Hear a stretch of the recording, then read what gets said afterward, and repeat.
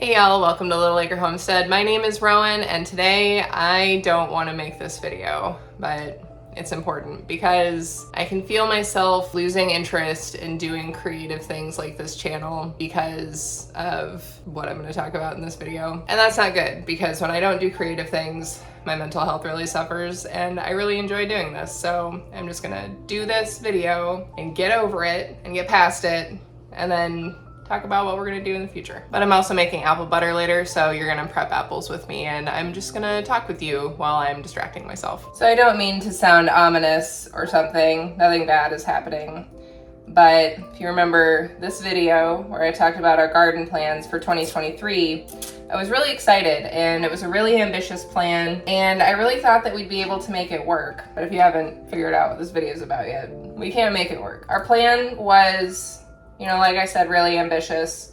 It was also pretty aggressive, and it relied on us putting in some temporary solutions for our garden, which I still support doing. I do think that that is a perfectly fine way to approach a garden on a new property. There's nothing wrong with that. The issue is that where we were going to put the temporary garden got covered in too much shade from all the trees, so we need to take the trees down. But taking trees down is a huge undertaking, and right now we just don't have the level of support we need to do that and to do a lot of the other things around our property that need to get done. It is what it is, and that's fine. And I am disappointed. I was talking to my garden best friend Jennifer about this, specifically about making this video. I told her that I don't want to talk about this because I don't want to admit defeat. But Jennifer is very wise, and she gave me some good perspective and some good advice. She said, first of all, you don't even need to record the video because you don't owe anybody an explanation. That is true, but I don't know.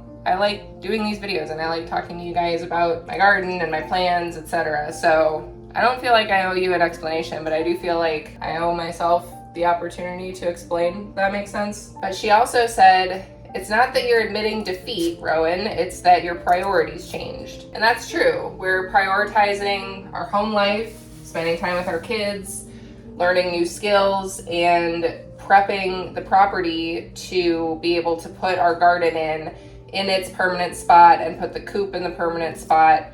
In the long run, it's going to save us money, but it's very disappointing this year to not be able to grow my full garden. It's especially disappointing because it means I don't have my full beds to put my starters in. So we have some temporary solutions that we are going to implement for that and hopefully save some of the starters. They're currently outside and getting eaten by some pests, but that's okay. Anyway, very long way to say the garden will not be happening this year, and possibly neither will the coop. Those things may need to wait till the fall or next spring. However, at the top I said that I thought this video was important to make, and now I'm going to tell you why. So it's not just because it's important to me and because I need to do it. It's important to me to show the authentic side of this lifestyle. In the YouTube community, there aren't a whole lot of YouTubers who will be genuinely honest about what it's like to do this. It's very aesthetic, and it's very, I was called to do this, and this is perfect, and everything's great all the time. And that's fine. Maybe for them it is, I guess. Quick point of clarification. I also feel called to do this, to live this lifestyle and homestead and provide for my family and for my community. There's nothing wrong with that. But I think that a lot of YouTubers and other content creators set the unreasonable expectation that if you do not feel 100% called to live this lifestyle, then it's not for you or you're not doing it right. Okay?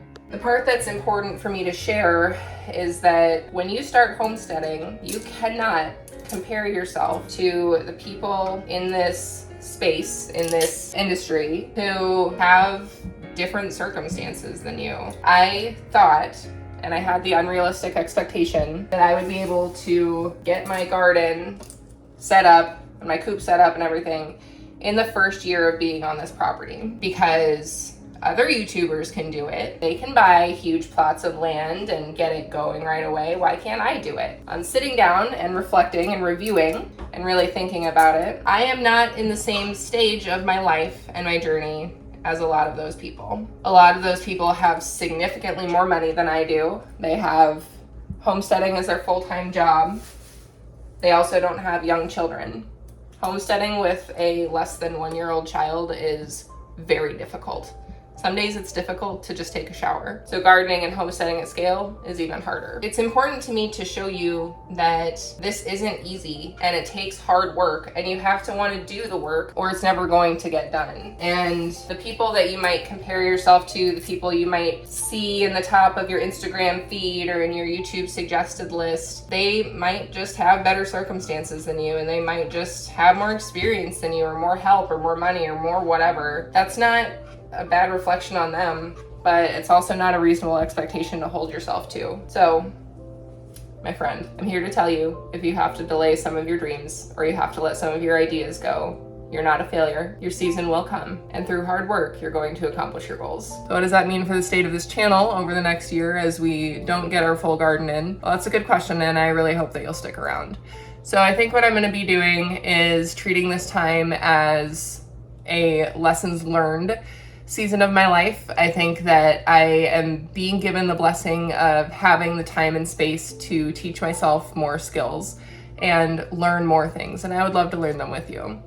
So one thing that I talked about doing with Phil is working on making more things from scratch, canning more, trying more recipes and things like that. So I think we're gonna do some more cooking, some more baking, maybe some more recipes kept, and definitely lots more canning. I've been trying a few new canning recipes over the last couple of weeks to try and see, do I even like this? Is this going to be something that the whole family is actually going to eat? And that is helping inform decisions for what will grow in the garden. Like, is it going to be worth having a greenhouse someday to grow pineapples, or is it going to be worth putting in an orchard for lemons or oranges or whatever? Obviously the answer to that last question is yes. I was really sad about having to make this video because I didn't want to admit defeat and give up on my garden dreams. Even still, I find myself talking negatively about this.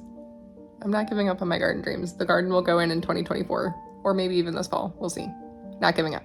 I am excited, and I hope that you are too. So if you have any canning recipes or any meal prep recipes, baking recipes that you think it would be fun to try and fun to add to our rotation, put them in the comments below, because I've got lots more time on my hands now to try those new things out, and I'm very excited. Thank you for stopping by and sticking around at Little Acre Homestead, and for subscribing, and I'll see you again very soon.